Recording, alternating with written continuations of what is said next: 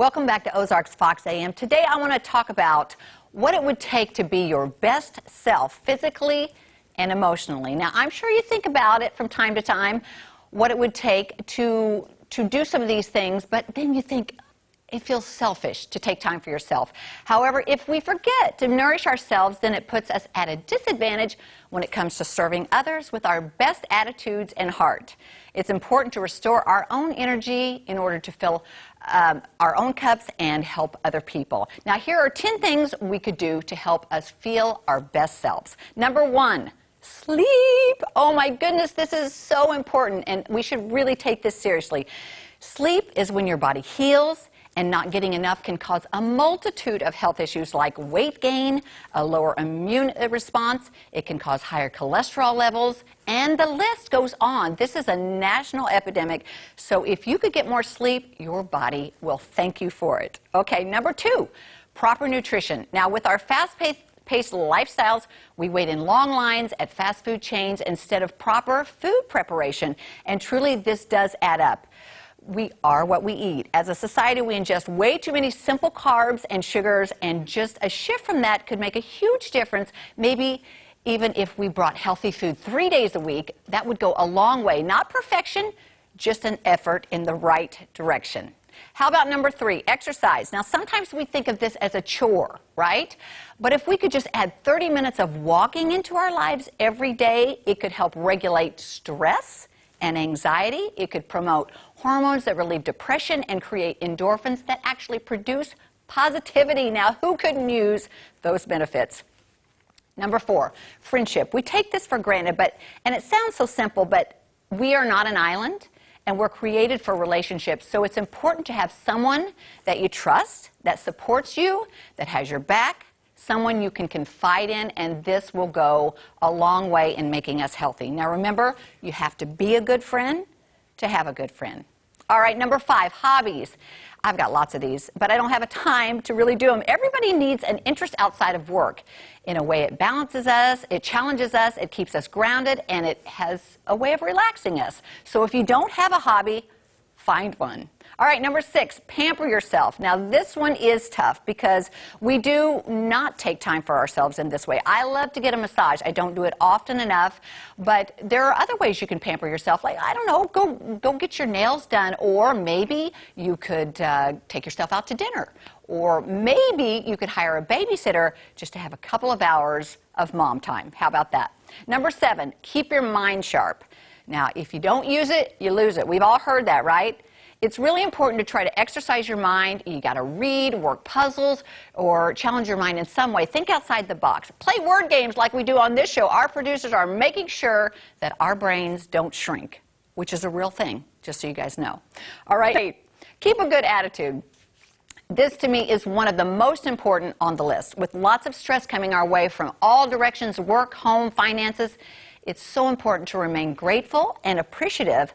I've found that if we're thankful for the good things and we don't focus on the negative, it rewires our brain and gives us happier feelings all the way around. Number 9, process your emotions. This is a tough one, but if we do it on a regular basis, we can learn to decompress before we're too far gone. First, we should identify what we're feeling and why. This is an exercise in honesty with ourselves, which takes a lot of courage because it's hard to accept responsibility for what part we might be playing in a circumstance. Then we can do our part to change ourselves, as we can only change the person we see in the mirror. And number 10, last but not least, spiritually, we all connect in a different way, but it's important to me, and for me, I like to get up in the morning and have words of inspiration or a scripture or two or prayer. This sets the tone for the day and gives me hope and encouragement. And if I happen to run short on time a day or two and I miss it, I feel it. And I want to get back on track as soon as possible. So those are some of the things to consider for optimum emotional and physical health, but if it feels like it's too much to add them all in at once, certainly don't stress. That's not what we're trying to do. We want to avoid that. We're all a work in process, so maybe just try adding a couple in here or there on a weekly basis, and then we'll find that we're doing more.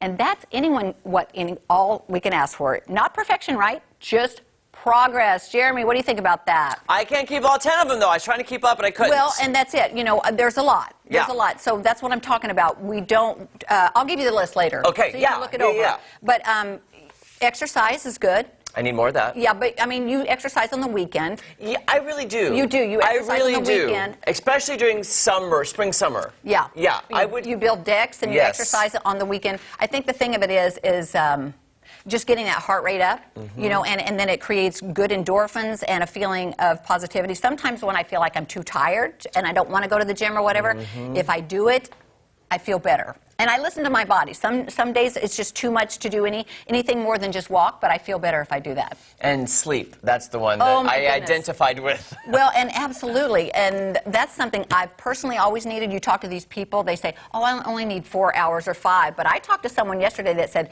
I've been working on 4 or 5 hours most of my life, but since lately I've been getting more sleep, and I actually do feel more productive, and I feel better. You know, people who don't think they need that sleep, they can function without it.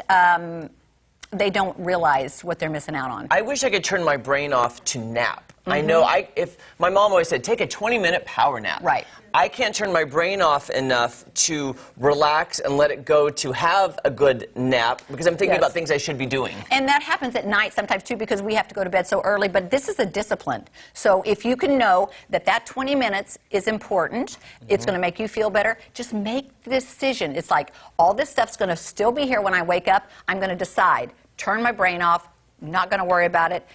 Just go to sleep. I need to turn off my mental checklist because I love to check things off my list, and once they're done, then I'm like, then I relax. You can relax. It's hard to go to sleep when I know I still have things on my checklist. I want you to do that. Try to take a nap. Try to turn the brain off for 20 minutes and let us know how that goes. I'll try. Okay? Try, no promises. That'd be a good discipline. Yes. All right, coming up, it's our new favorite game, Star Power. Oh. I'm going to make up a new song for that one then. Okay. Star Power. I like it. We'll be right back. I just really want to say like Oprah a little bit. Okay. Power.